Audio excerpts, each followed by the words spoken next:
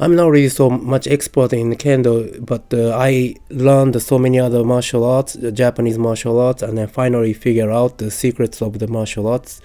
So I'd like to share with you how we apply these Japanese martial arts secrets to the Kendo, today's Kendo, and then probably you never heard of this method. So if you are struggling to improve your skill in Kendo, please take a look at this video. So Tandendo start from the comparing the three martial arts, Kendo, Aikido, and the Tai Chi Chuan. And in the mainly like 6 items shown this table. So at first, heel or the back foot touches on the ground or not, and the backbone and voice and the center of balance and the back leg and pelvis. At first, I'd like to talk about the back foot is touches on the ground or not. Heel of the back foot must not touch the floor in Kendo. Left or right foot, whichever the back foot must be away from the floor. But however, in the Aikido, your heel has to be on the floor. Your heel cannot be away from the floor. In the Tai Chi Chuan, your heel has to be on the floor. They're kind of landing from the heel, and then he has to be on the floor. So even though your heel has to be away from the floor in the Kendo, but it's only like a paper thickness high, you must not raise the heel way up high from the floor like this. It's not it's like this ones that you can see like in a boxing or something like Western sports. Their heel is really up high like this. Now let's talk about the backbone. When we are told to keep our back straight, usually it would be like a S-shaped curve like on the left. And in the Kendo or Aikido, when people are told to keep your back straight, they are keeping your back straight like this usually. So your lower back is kind of curved like this. But when you practice Tai Chi Chuan, it will be really straight. Keep literally straight, like this on the picture on the right. Now let's talk about the voice. In the Kendo, if you don't shout out, you don't get point, you won't pass the test. So the making of loud voice is very important. But however, in the Aikido or Tai Chi Chuan, they really do not require a loud voice. But however, they seem to have like a kiai or something like that, so it's not really so much big difference. Now let's talk about the center of balance. I was told that my weight should be on the front, but I heard that the weight should be in the middle. So some people may say back in the Kendo, but in Aikido, weight should be on the right front foot, and then the Tai Chi Chuan in the back foot. And then when you see the Taekwondo or those kind of martial arts, the weight is on the back foot. Now let's talk about the back leg. In the Kendo or Aikido or Tai Chi Chuan, back leg should be straight. But however, when you see the boxing or Western sports, their foot is away from the leg floor so much, and then their leg is bent. Now next one's about pelvis. Pelvis, it's not really specified in the Kendo or Aikido, but in the Tai Chi Chuan, it's really specified. It should be up to make your backbone straight. So either to keep your backbone straight, pelvis has to be up, or pelvis is up, because that's why the backbone is straight. I don't know which one comes first, but this is really significantly different. And then for the tanden, in the kendo, you're supposed to fasten the belly, but it's not really specified. But in the Tai Chi Chuan, you're supposed to roll the tanden area, so they emphasize that. So now the Tandendo can resolve all the conflicts, or the other way, the Tandendo was created by resolving this conflict. So all of these items seem to have a conflict. However, manipulating Tanden resolved all the conflicts. And at first, on the back heel shouldn't be on the floor. You're supposed to touch the heel on the floor, but your pelvis is pulling up, so the heel won't touch. So back leg should be straight because you're trying to touch the heel on the floor. Now in the pelvis should be up. So next one is about backbone. Backbone should be straight, but literally straight, because your pelvis is up. So next one is the voice. Voice should be come out as a byproduct of the backbone motion.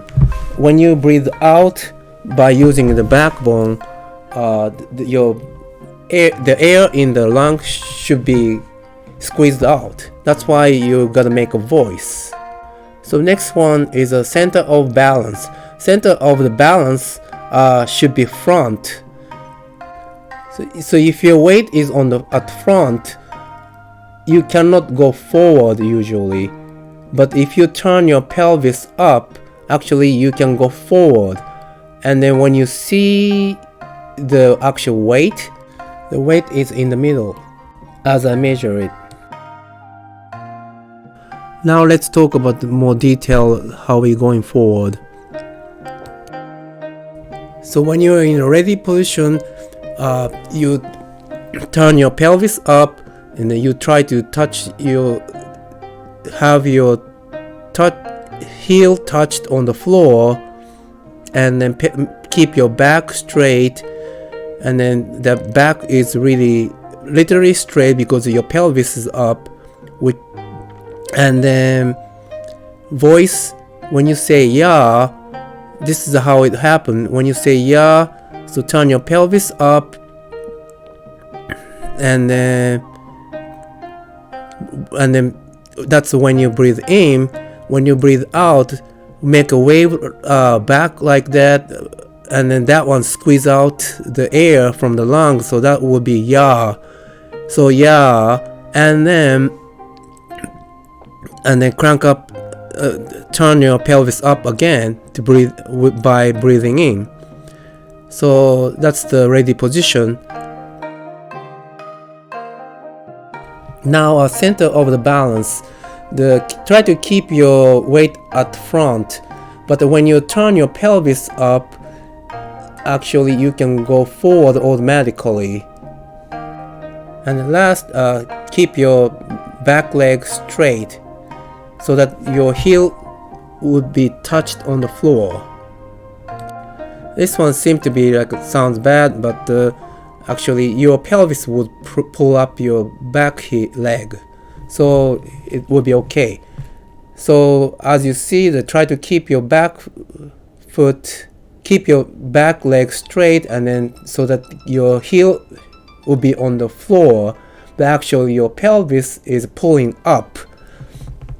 So when you're in position, breathe in, and then so breathe out, and then make a wave on your back, and then say yeah, and then breathing again. So that one is a reset your position. Posture. Your posture is pretty good now.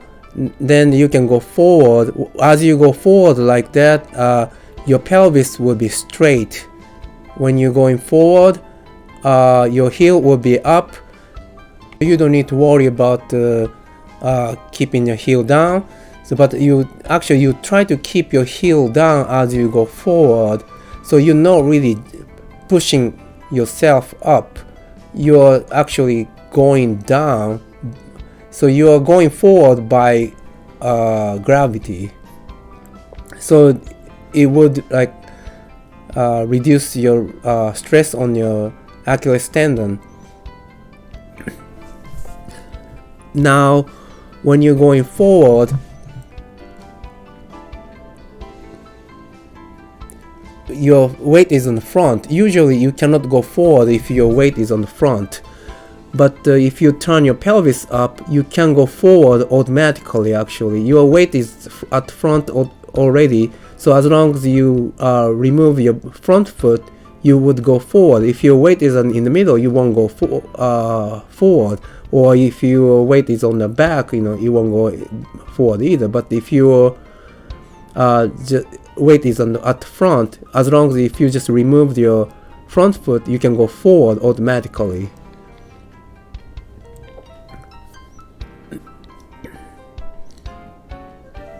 See, like that, you just lift your front foot, you would go automatically. You don't need to try to push or anything.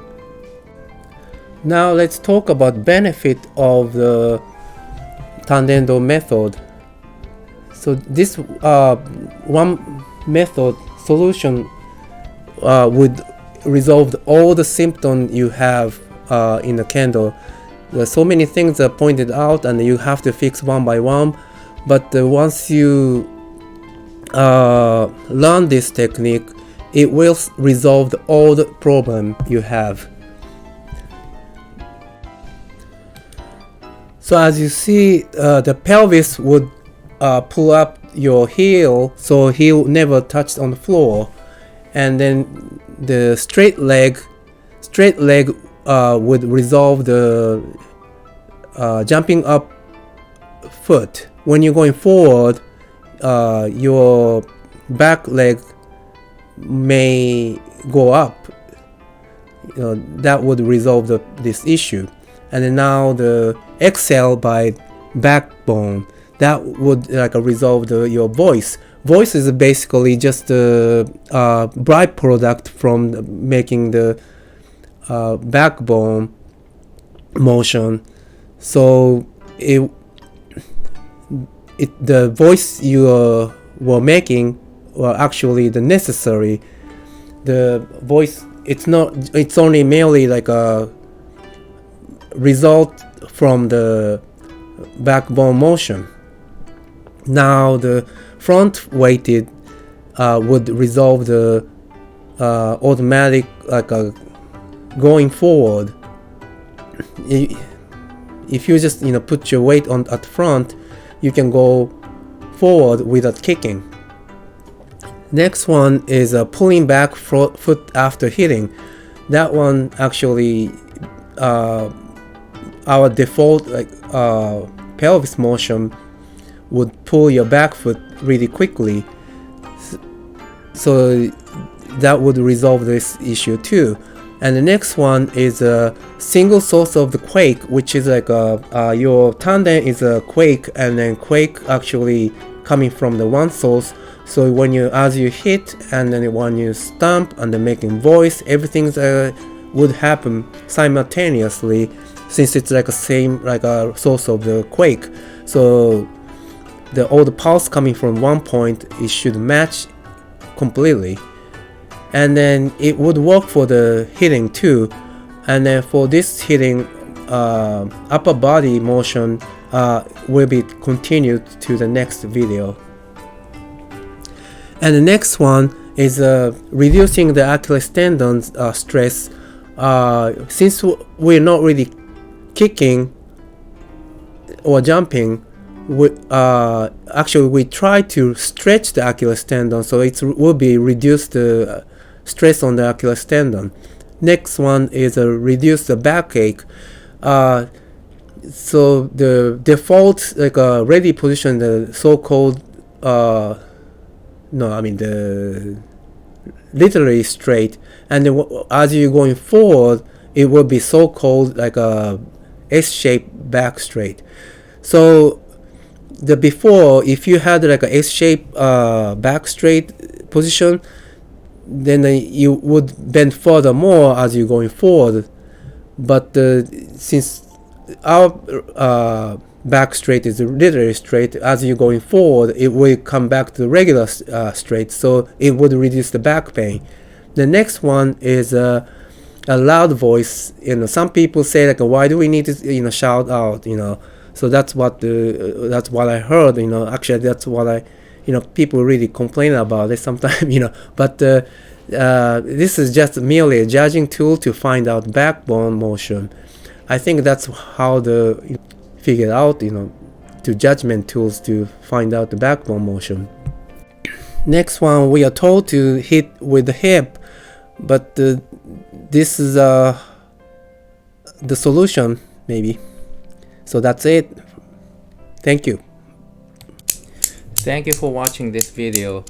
Smash the like button if you haven't, and subscribe this channel if you haven't. Thank you.